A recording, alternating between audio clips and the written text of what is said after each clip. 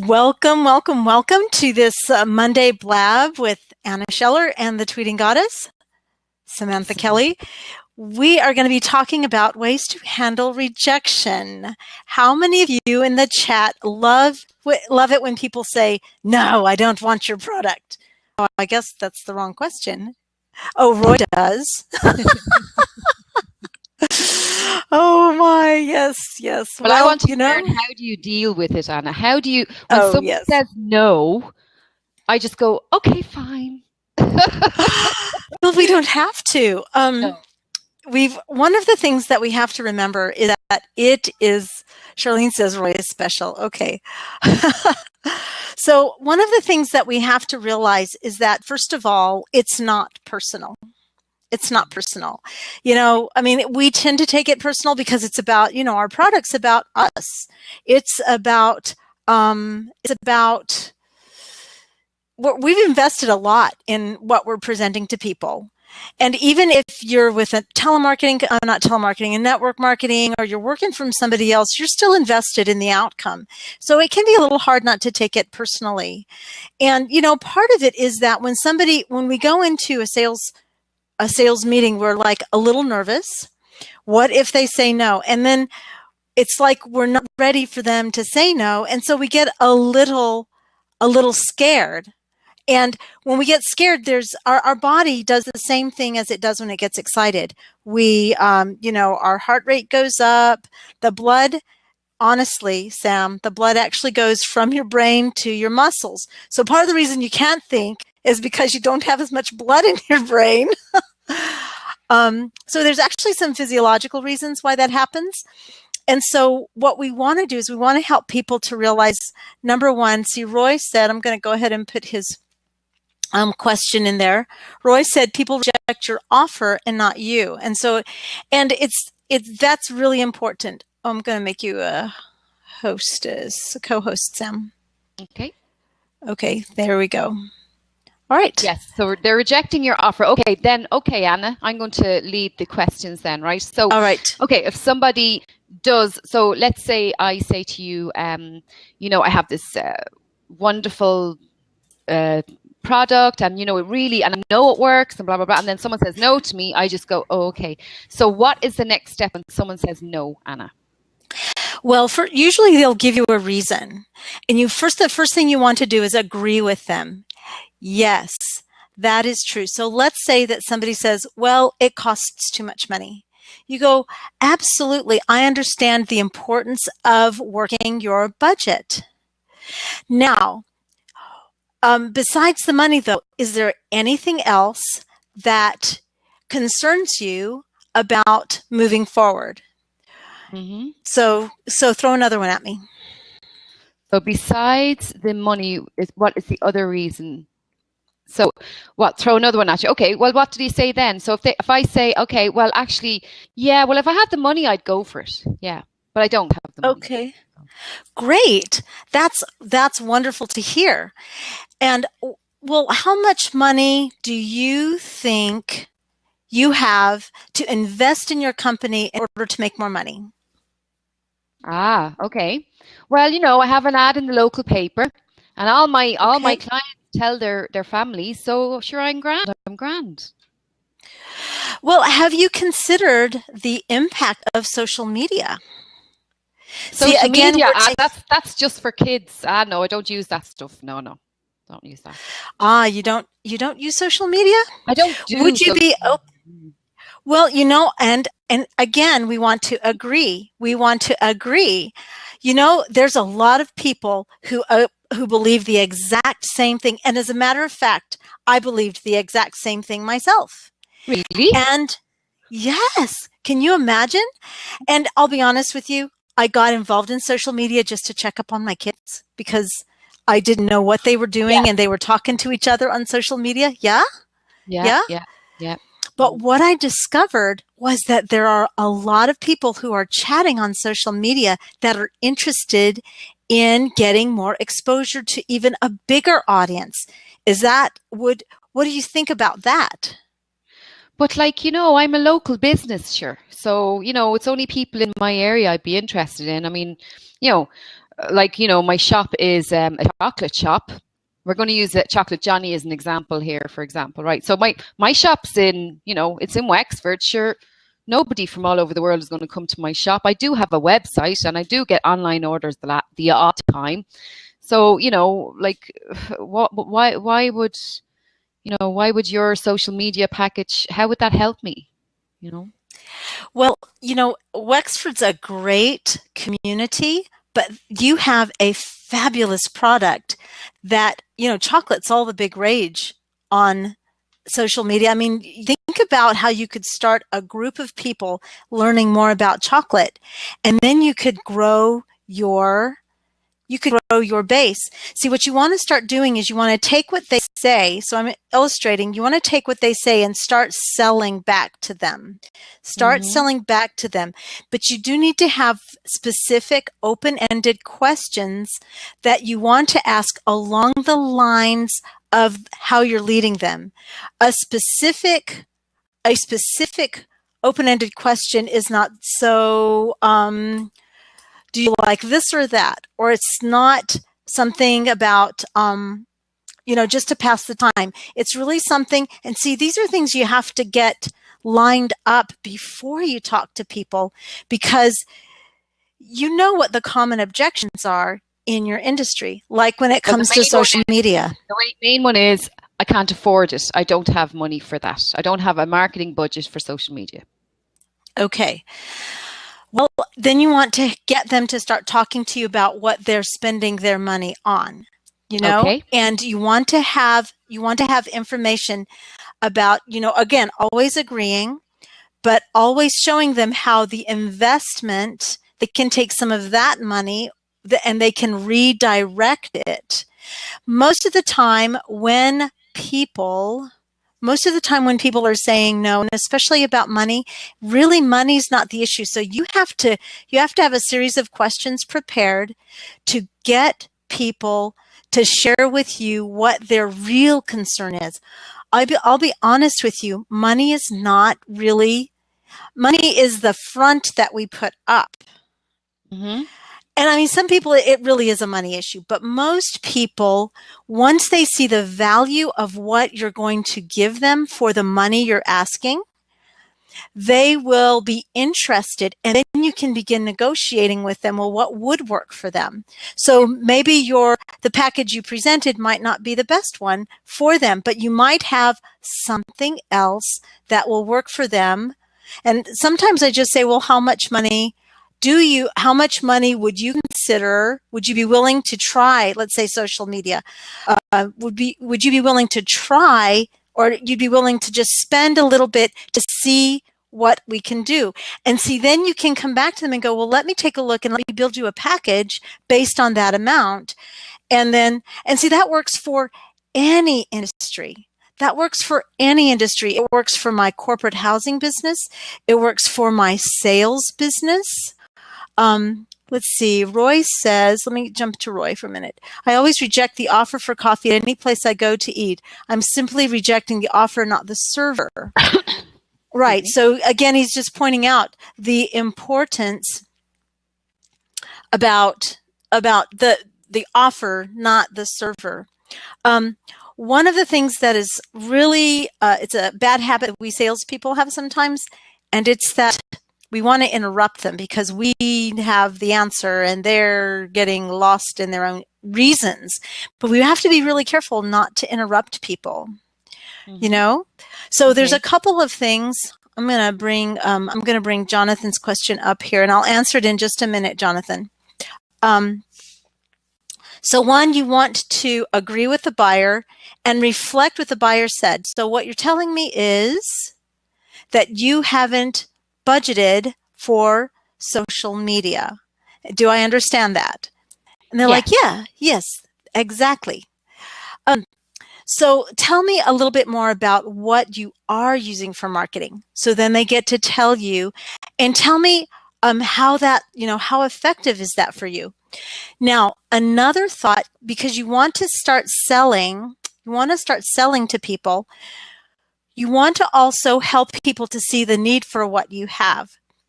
For example, 10 years ago, my sister calls me and she says, Anna, I have an iPhone. Would you like it? And I go, I don't want an iPhone. I could care less about iPhone. I think it's I don't need that technology, Louisa. Don't. Now this, she was going to give this to me for free, Sam. I didn't want it. And she wasn't a salesperson. She's still not a good salesperson. So, but what she did was all of a sudden I had an awareness of iPhones. Suddenly I saw iPhones. I saw iPhones on Iron Man. I saw iPhones on this. And all of a sudden I'm going, oh my gosh. And then my kids are starting to talk about, and all of a sudden I realize maybe this is something we do need to get.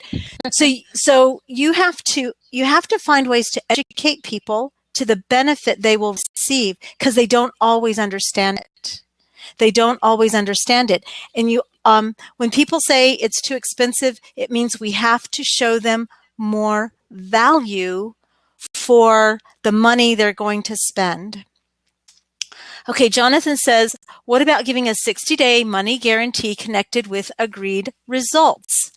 That is a way of reducing the risk, and that can be a fabulous way to close a deal. So that can be, if you can do that, if you can offer that, then that would be a good thing to do. I've had people say they want to pay me as a coach on results. The only challenge I have with that is because I will deliver what I promise in coaching.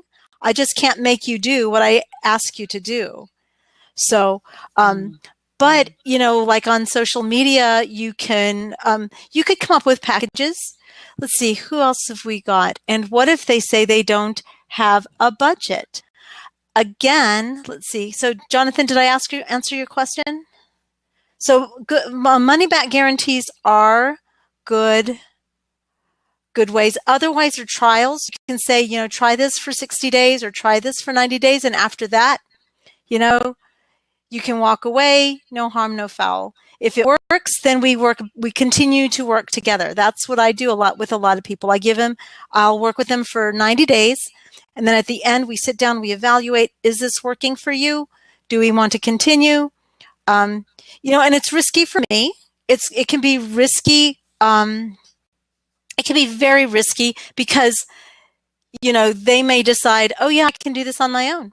Sure you can. Okay. Do you think, right? Well, I think, yeah, the question that April put in there is really, I think, a common one. What about when they say they don't have a budget? I also have Claude that wants to jump in. I think we should let him jump in during the recording, because I think he might offer a lot of value. So just, Claude, 1 second, I'll let you know when to get in, okay? April's question, though, I think that's a really common one that people might be interested in getting. If you could just give us like 3 steps or something, Anna, the 3 sentences, so I can put them in the chat. Okay, so what I would say is, no problem. I totally understand that. Do you see how this could be very valuable to your business? And of course, that's what they're going to say. Yes. What if we came up with a package that would not stretch your budget and would, could, guarantee some results? It's kind of hard to guarantee results, but, offer to create something. And you can also say, you can offer the money back guarantee. Or payment plan, somebody suggested there, Goal Model Coach. Exactly, yes. So if they say they don't have a budget for it, again, you have to take them back to, okay, besides the budget, can you see value? 1, yes. Okay, so what would it take for you to move forward today? 2, 3, let's plan. Yep, there is no social. You're right, April. There is no social. There's no money back on social media, but you can do a payment plan. Yeah. So what would it take for you to move forward today? You see, because then it puts it back on them. Most often they're agreeing that there's value. They're using the budget as an excuse, and then you ask them, what would it take to move forward? They may have to talk to somebody. Well, I need to get a special. I sold a $4,000 package to somebody that they didn't have me in the budget, and I got them to move forward. So It's possible, but you do have to be patient, and you may have to go back and say. So I guess this would be a good time to bring Claude on. Yeah. So what would it take for you to move forward today? So if Yep. So what if they said, well, look, I'm just not, I have to think about it. What do you do then? Well, that's totally understandable. What concerns do you have that you need to think about it some more? Okay. Again, so don't ask the why. Conversation. Yeah? Yes, you do need to continue the conversation. Here are 4 discovery questions, and I wish I could say they were unique to me, but I read them in a book by Tom Hopkins, and I'm going to read them. So, number 1, who makes the final decisions? Who's this for? You find out who makes the final decision. You're asking, right, the person that's in front of you, you're asking them who makes the final decision, because now they're deferring to somebody else. How soon do you need the best solution in place? How soon do you need the best solution in place? Okay. If everything we discuss points to my product being that solution for your current needs, what is standing in the way of you moving forward? Mm-hmm. If everything we discuss points to my product being the best solution for your needs, is there anything or what is standing in the way of you moving forward today? Okay. Here's a great one for those who run into the budget. Is price your only concern, or is quality also important? I wish I could say these were mine. This is from Tom Hopkins, but this is, Tom Hopkins is a smarter person than I am. The book is from When Buyers Say No by Tom Hopkins. Okay, is price your only concern, or is quality also important? Excuse me. Okay. Those are great questions. Because I'm going to open the seat, or I'm going to let Claude, you want to come in? Yeah. Oh, so Claude, they are brilliant questions. Yeah, I think so. Is price your only concern, or is quality also important? Okay, so you're just keeping them in conversation and you're building the relationship, aren't you? You are, because the bottom line is, they may ultimately say no. That's very, very, that's a possibility. But the more you get them talking, the more information you can get, the more you can sell. And that's what you want to do. Hi, Claude. Hey, ladies. I won't interrupt you for long. I love conversations like this. Thank you. This is better than a new Star Wars for me. This is great. I love it. When you were talking the money thing, I have a solution. It works for me. Maybe it'll work for you or some of your listeners if you'd like to do another role play. Okay, go. Absolutely, go. What was the money thing you said before? You don't have the money or something like that. It's not in the budget. It's not in the budget. Anna, I can appreciate that. Anna, let me ask you something. If money wasn't an issue, let's just remove the whole money thing. Would you still want to work with me or buy my product or service based on what we've discussed so far? Oh, absolutely. You're the best. Because you did mention that you have the problem X, problem Y, and problem Z. They're of great concern. They're costing you a lot of time and money. So all we have to do is figure out the money part, and maybe there's a way we can solve it right now. What do you think? Well, I'm open to that, but I've got to talk to my manager. He's really the one. Wait a second. Let me talk to my manager. Hey, manager, can I talk to Anna and sell her something she really needs right away to save her a lot of time and money? See? You got it off the role play. That was great. Bravo. Excellent. I take the money out of the picture, the objection of money. This is the wifey. This is the manager. Hi, there we go. This behind every successful money money salesman is a smarter, more exhausted wife, and a smarter. And the thing about it is, you take the money out of the argument. You just remove it. It's Yes. an emotional block. They don't want to, and that's what all the other salespeople do. Somewhere we get around to the money thing. So we remove it out of the discussion. Then we say, hey, money wasn't an issue. Would you want to buy my car, my insurance policy, my social media marketing services? So you could make, and then you go back to the emotional triggers, more leads, more income, and things like that. And they usually say yes, like Anna did. Thank you, Anna. And then you go back. We just have to work out the money. And I'm very lucky in my business because it is my business. I never change my price, but I'm flexible on terms, and I work out terms with a lot of people. Mm-hmm. Okay. So if Right. you have that flexibility, maybe that's a solution. That's great, and that's a super solution. I think a lot of people, we get stuck on, well, we have to have so much. I recently had a conversation with someone and they said, you're not charging enough. And I said, well, if I charge too much, guess what? I don't get charged at all. The bottom line is I'm not making any money if I have to stick to my price. But I like how you mentioned, Claude, about price and terms, because the other thing you can offer, sometimes too, you can sweeten the pot by saying, if you can pay it all up front for, let's say, 3 months, I can give you a big I'll give you 1 month for the price of, I'll give you 3 months, 2 months, I love that. That's great. 2 months for the price of 3 months for the price of 2, something like that. So those are I do something always like that, Anna. I have my Skype sessions. I do 4 sessions for the price of 3. And that's what I do. And that seems quite successful. I do the 1 hour session is normally, and that's it has worked for me because people go, God, I'm getting 4 sessions with her for the price of 3. But that's just an offer I had, Samantha, tell me I'm too expensive. Role play. One more role play and I'll leave you ladies alone. Oh, actually, I've been told that today. So this is perfect. Okay. So, yeah, but you're too expensive. I'm sorry, I just can't afford you.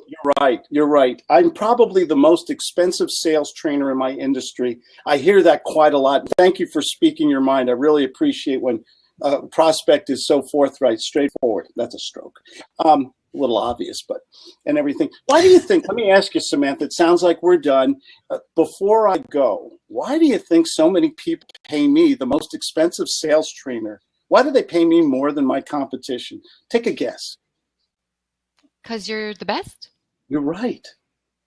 You're right. So I can help you find a much cheaper sales trainer. I know a lady and her 13-year-old son is pretty good at it, and he only charges $50 a year if you like. Yeah. Now that's my joke style, but what I do is I never argue with them. You're right, or I get them to say I'm right, and then I think Anna was talking about making them aware of the value what you're offering. There's a difference between someone who charges $1,000 a month and someone who's just getting started charges $200 a month. Right. And, one of the things I found, and Claude, we can maybe talk a little bit about this, is one of the things that I found is if I can get them in on the beginning level, if I can get them in on the lower level, then once they have experienced me, then they're willing to pay more and more. So sometimes it's okay to start at the bottom and move your way up, as long as you're not, what do I want to say? As long as you're not selling yourself too cheap.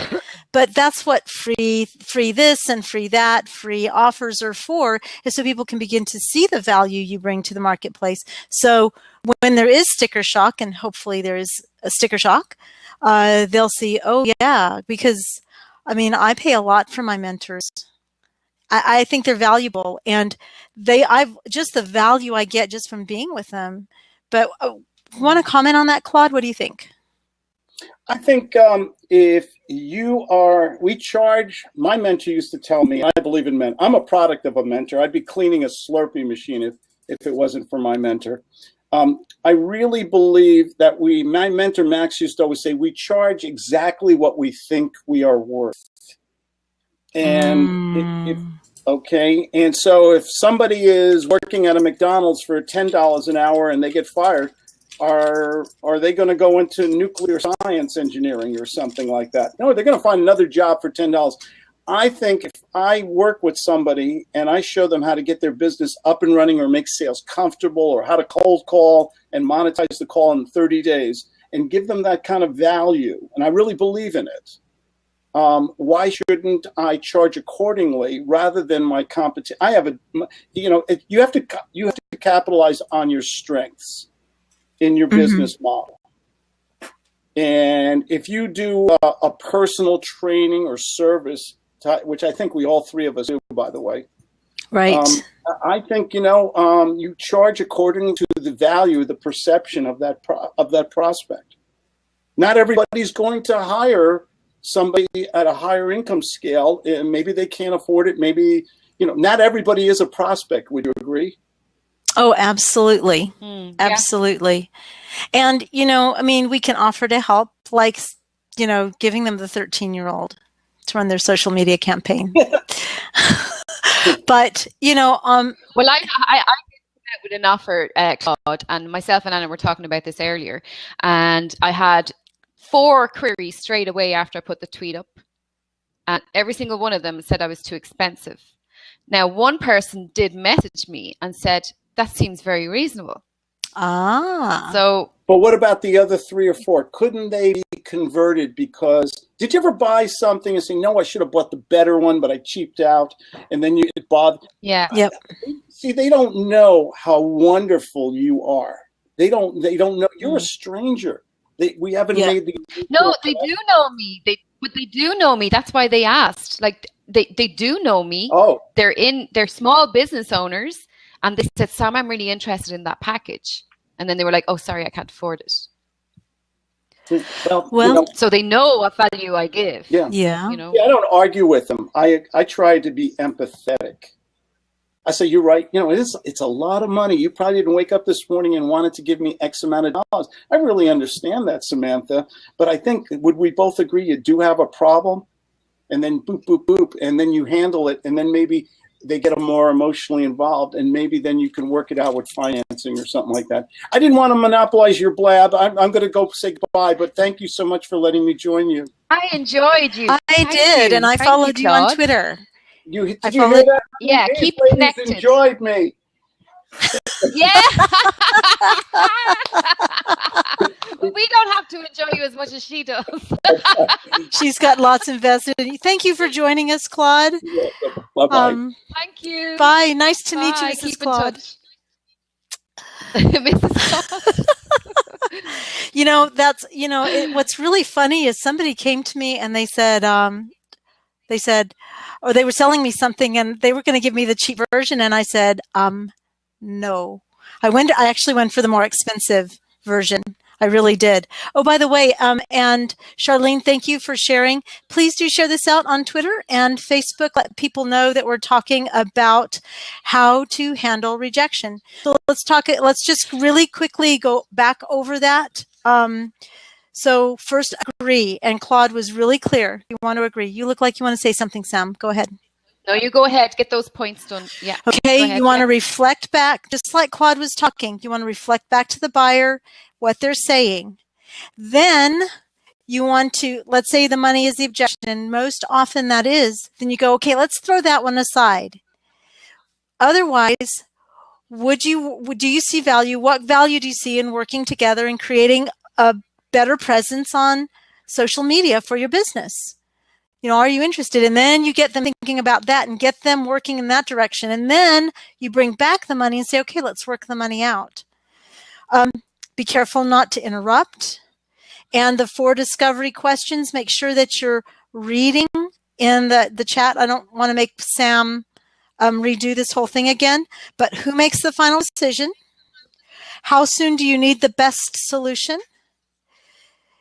If we've talked about points to my product being your best solution, is there anything else? What else is standing in the way of helping you making a decision today? And is price your only consideration, or is quality? So I just want to close by telling you there have been times that I have paid and made the sacrifice to pay for a product or service when I saw the value. And I'm going to tell you, I did that with Sam.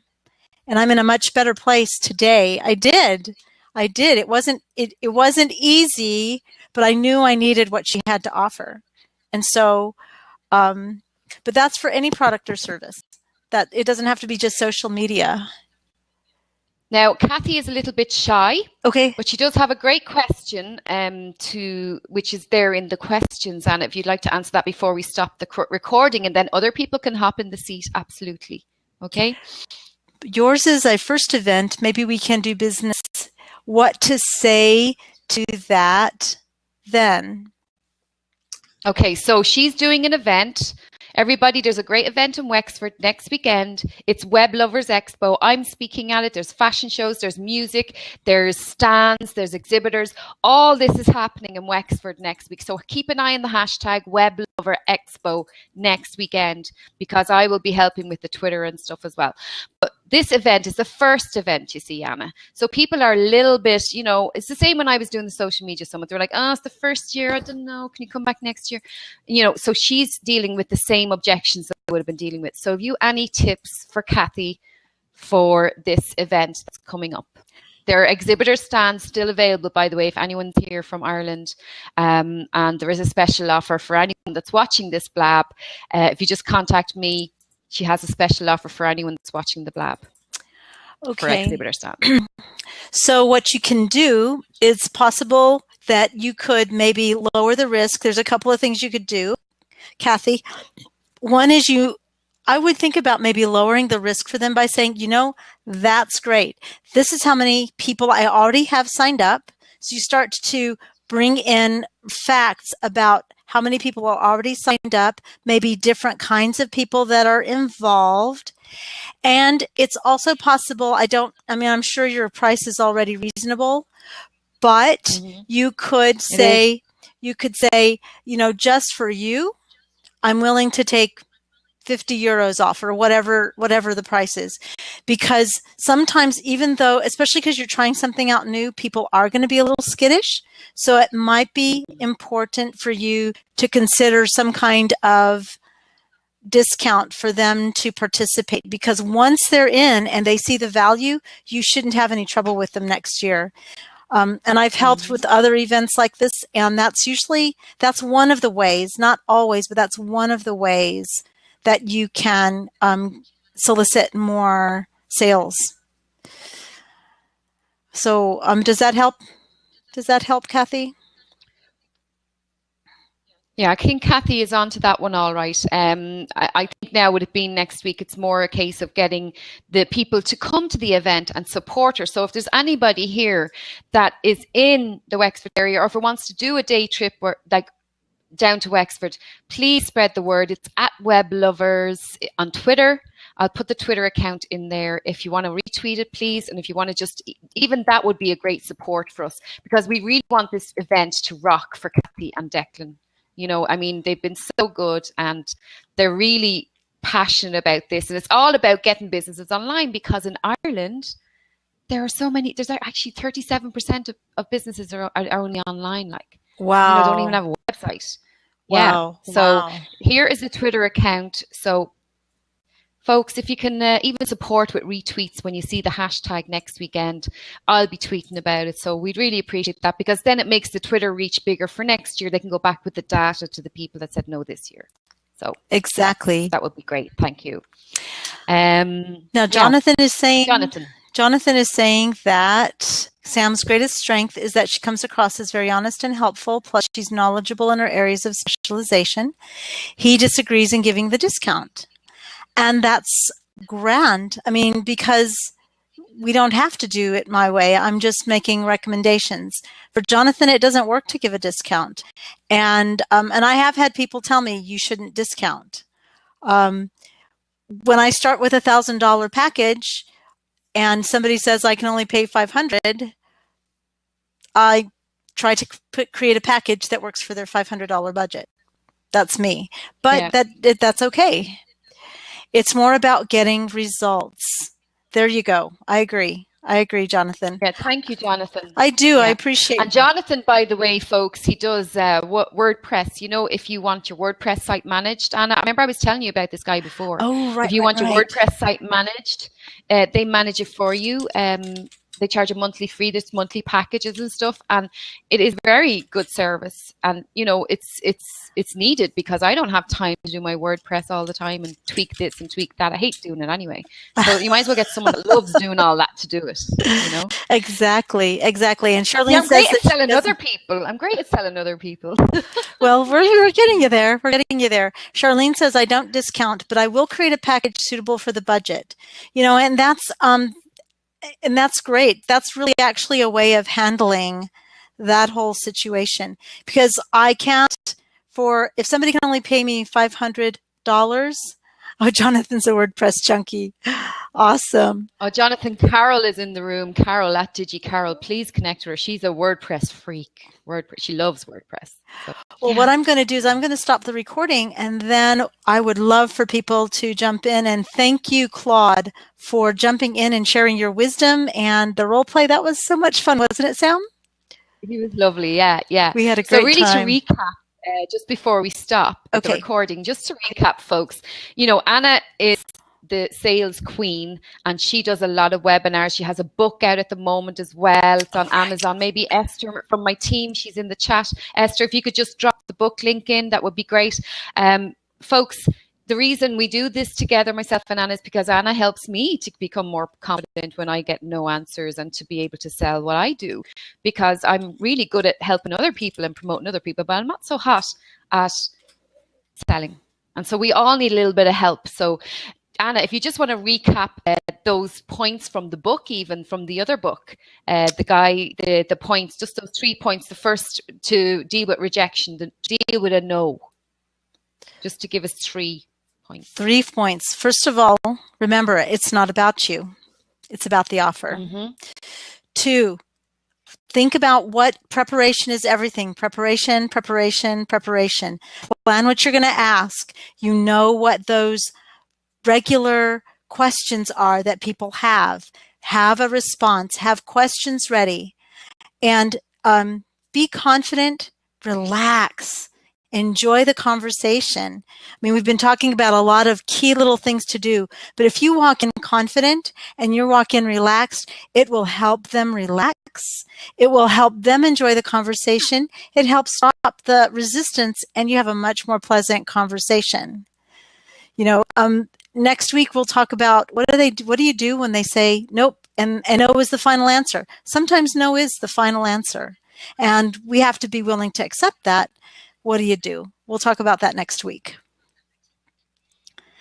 Okay. Smiling. Great. Smile. Yes, I'm really good at the smiling. Okay. All right, we're going to stop the recording.